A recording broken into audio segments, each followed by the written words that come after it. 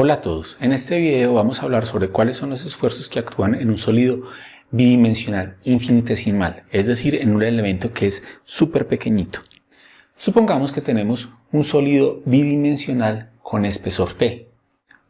Este podría ser un sólido bidimensional con espesor T, ¿sí? En este tipo de sólidos las cargas yo las aplicaré en los extremos del sólido. Supongamos que podríamos tener un sólido así con un espesor pequeño. Este concepto de bidimensional es un poco más complejo de lo que parece aquí a primera vista y vamos a dedicar más adelante un video entero sobre cuál es la definición de bidimensional en teoría de la elasticidad. Por el momento entonces consideremos una placa que está sujeta a unas fuerzas superficiales y básicas. Esa placa la vamos a graficar en el plano XY. Supongamos que de esa placa nosotros extraemos un elemento rectangular. Si yo hago el diagrama de cuerpo libre de ese elemento rectangular, vamos a observar que sobre los lados del elemento rectangular van a estar apareciendo unas cargas que van a aparecer como respuesta de las cargas que está aplicando el resto del sólido sobre ese elemento. Miremos en particular este lado de acá. Supongamos que en este lado yo tengo una distribución que tiene esta forma curva. Resulta que de este elemento vamos a tomar un elemento un poco más pequeño, es decir, como si yo estuviera tomando este elemento chiquitico que tengo acá. Cuando yo tomo este elemento más pequeño y verifico sobre este borde del elemento, aquí está el mismo elemento ya haciéndole zoom, cómo varían esas cargas, vamos a observar que ya las cargas no varían de una forma tan brusca, sino que varían de una forma mucho más suave. Si vuelvo a hacer el mismo experimento, tomo de nuestro elementico un elemento un poco más chiquito, ¿sí? Y vuelvo a mirar cómo varían las cargas. Aquí se van a observar que las cargas ya se empiezan a ver como si estuvieran variando linealmente. Aquí de todas formas se ve que están variando un poco en el espesor. Si vuelvo a hacer zoom, ya después de hacer mucho zoom y zoom, hasta llegar a un elemento infinitesimal, vamos a observar que prácticamente todas esas cargas que están aplicadas sobre este borde de acá se van a ver como si fueran constantes, ¿sí? Y entonces esas cargas que se ven aquí como si fueran constantes, yo las podré descomponer en una carga que va en la dirección del eje de las X y en una componente que va en la dirección del eje de las Y, que es lo que yo observo acá. Todas estas cargas que yo tengo acá aplicadas son unas fuerzas superficiales. Ellas tendrán unidades de Newton sobre metro cuadrado, las cuales también son la forma como nosotros usualmente representamos los esfuerzos. Por lo tanto, yo podría entender estas cargas que tengo aquí aplicadas como si fueran un esfuerzo. Ahora, voy a graficar el sólido completo, el C sólido infinitesimal que nosotros tenemos después de haber hecho este análisis. Entonces, después de haber hecho el análisis, resulta que nuestro elemento sólido va a ser como este que les estoy graficando acá. Como es un elemento infinitesimal, el ancho de este elemento será una distancia d de x y este elemento tendrá una altura de y. Como todas esas flechas que tenemos acá tienen la misma longitud, entonces en vez de representar todas esas flechas para comodidad visual, voy a graficar una sola flecha. Ahora, lo mismo pasa con estas flechas de acá. Todas estas flechas tienen la misma longitud. Por comodidad visual, solo voy a graficar una sola flecha. Si yo repito este mismo procedimiento que acabamos de hacer acá con las otras caras del elemento diferencial infinitesimal que estamos trabajando, pues tendremos lo siguiente. Aparecerá aquí también una flecha. Observamos que tenemos unas flechas que están en rojo. Estas flechas las vamos a asociar a los esfuerzos normales. Recordemos que los esfuerzos normales los utilizamos nosotros para representar las tracciones y compresiones que puede tener un sólido. De otro lado, las flechas que tenemos aquí en verde las vamos a asociar a los esfuerzos cortantes. Recuerden que los esfuerzos cortantes los vamos a asociar a las intensidades de las fuerzas que yo aplico en el mismo plano. Por ejemplo, aquí yo estoy sobando esta superficie y estoy aplicando un esfuerzo cortante. Cada una de esas flechas tiene un nombre. Miren que estas dos se llaman sigma X, estas dos de acá se llaman sigma y, estas dos se llaman tau xy y estas dos de acá se llaman tau yx. ¿Por qué se llaman ambas sigma x? Es por acción-reacción, tercera ley de Newton. ¿Sí? Como el elemento es infinitesimal, yo prácticamente ahí puedo despreciar cualquier variación del esfuerzo. O sea que yo podría decir que la fuerza que produce este esfuerzo va a ser la misma fuerza que produce este esfuerzo. O que la fuerza que produce este esfuerzo que tenemos acá va a ser la misma fuerza que produce este esfuerzo que tenemos acá. ¿Por qué se llama este esfuerzo normal sigma x? Se llama sigma x porque este es un esfuerzo que es normal a un plano y este plano es ortogonal al eje de las x. Este esfuerzo se llama sigma y porque es un esfuerzo que está actuando sobre un plano que es ortogonal al eje de las y. Este esfuerzo que tenemos acá se llama tau yx porque es un esfuerzo que actúa sobre un plano que es ortogonal al eje de las y y que actúa con la misma dirección que el eje de las x. Este esfuerzo que tenemos acá se llama tau xy porque es un esfuerzo que actúa sobre un plano que es ortogonal al eje de las x y tiene la misma dirección que el eje de las y.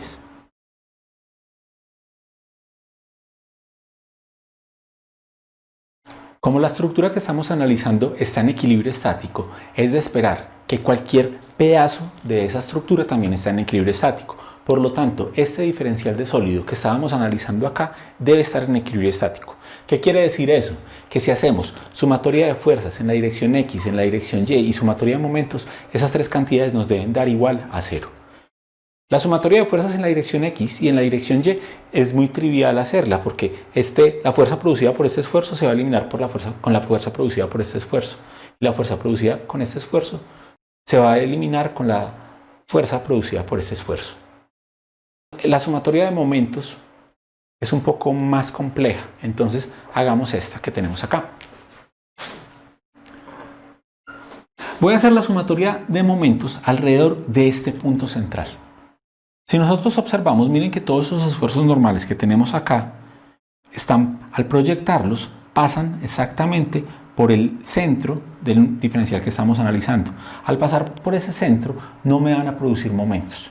De otro lado, observe que la fuerza producida por ese esfuerzo y la fuerza producida por ese esfuerzo son iguales. Y como están separadas una distancia, estas fuerzas son un par de fuerzas que me van a producir un momento. Lo mismo, este par de fuerzas me van a producir también un momento. Vamos a utilizar la siguiente nomenclatura. Cuando un par de fuerzas es como este, van a producir un momento en sentido antihorario, el cual nosotros vamos a considerar como positivo. Ahora, cuando un par de fuerzas es este y produce un momento en este sentido, vamos a decir que el momento resultante va a ser negativo. Observemos que el par de fuerzas que tenemos acá me va a producir un momento positivo. Por lo tanto, ¿cuál es la fuerza asociada a este esfuerzo? La fuerza asociada a este esfuerzo es tau xy multiplicado por el área en la que está actuando. El área en la que está actuando este esfuerzo es d de y multiplicada por el espesor t. Entonces aquí observen que tenemos un esfuerzo y esta cantidad que tenemos acá es un área. Esfuerzo multiplicado por área es una fuerza. Entonces, esta cantidad que tenemos acá es la fuerza que me produce este esfuerzo. Que sería básicamente esta misma cantidad, la fuerza que produciría este esfuerzo. Ese par de fuerzas está separado una distancia de dx. Ese dx es una distancia. Y ustedes saben que la multiplicación de una fuerza por una distancia es lo que nosotros llamamos un momento. A ese momento producido por este par de fuerzas le voy a agregar el momento producido por este par de fuerzas que yo tengo acá. Como este par de fuerzas me produce un momento que es negativo de acuerdo con nuestra convención, tendremos que un menos tau yx multiplicado por la distancia, por el área en la que está actuando este esfuerzo, para convertir ese esfuerzo en fuerza. El área en la que está actuando este esfuerzo es igual a la distancia d de x multiplicado por el espesor T. Esta fuerza que tenemos acá se va a multiplicar por la distancia que separa ese par de fuerzas. Esa distancia que separa ese par de fuerzas es d de y. Y esta es la distancia. Acuérdense que fuerza multiplicada por distancia me da momento. La sumatoria de estos momentos me debe dar 0 para satisfacer el equilibrio estático.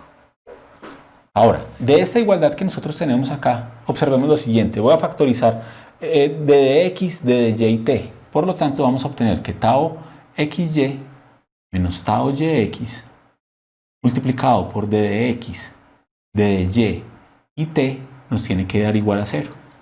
Esta cantidad que tenemos acá la podemos asociar al volumen del elemento diferencial que nosotros estamos analizando, de este elemento diferencial.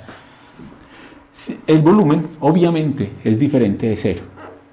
Como este producto nos dio igual a 0, la única razón que lo justifica es que lo que tenemos aquí dentro de paréntesis tiene que ser igual a 0. Por lo tanto, de aquí deducimos que tau xy va a ser igual a tau yx.